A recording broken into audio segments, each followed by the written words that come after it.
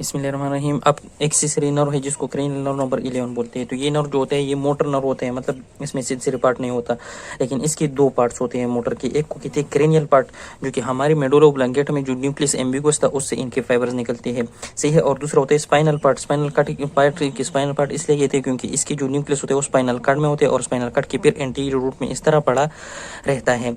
अब इन दोनों की जो इमरजेंस होगा वो जो पोस्ट ओलाइवरी सल्कस है between the inferior cerebral peduncle और ओलायो, उनके दरमियान से इनके फाइबर्स क्या करते हैं, निकल देते हैं। इमरजेंस इसका वहां से होता है। तो अब सबसे पहले ये इसका जो क्रेनियल पार्ट है उससे न्यूक्लियस एम्बिगस से फाइबर्स निकल के इस तरह आ जाते हैं। फिर आगे आकर ये जो फोरामेन है स्कल में, ये होता है जुगुलर फोरामेन है, उससे निकल जाते हैं, सही है।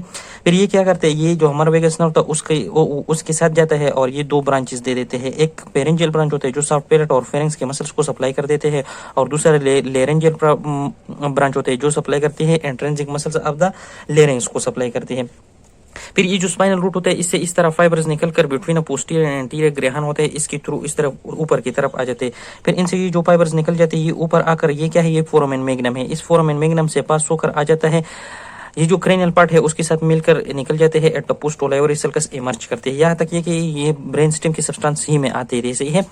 फिर ये निकल कर कहा है उसी तरह जुगुलर फोरामेन में ही निकल जाते हैं। फिर आकर ये क्या करते हैं, ये मसल जो स्टर्नोक्लेडोमास्टाइड मसल है उसको सप्लाई करते हैं। उसके बाद जो हमारा निक रीजन है उसमें डिफरेंट मसल ने ट्रायंगुलर स्पेस बनाए होते हैं जिसको बोलते हैं पोस्टीरियर ट्रायंगल। उस पोस्टीरियर ट्रायंगल से पास होकर आगे की तरफ जाते हैं ट्रेपीजियस मसल को सप्लाई करते हैं।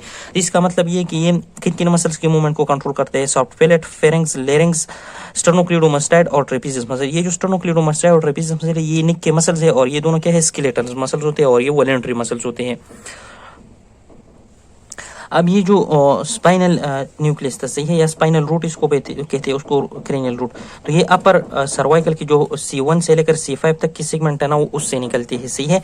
दूसरी बात ये कि ये जो न्यूक्लियस एम्बिगस है ये एक एप्सिलेटरी जो कार्टिकोन्यूक्लियर फाइबर्स है उसको भी रिसीव करके साइनेप्स करते हैं, ये एफरेंट फाइबर्स होते हैं, और कंट्रालेटरल से भी रिसीव कर देते हैं। मतलब अगर हमारे इस एप्सिलेटरल में लीजन आ जाए तो फिर भी ये न्यूक्लियस जो है ये वेस्ट नहीं होगा, बल्कि ये कंट्रोलेटरल साइड से भी क्या करेगा, रिसीव करेगा fibres. This was all about accessory nerve.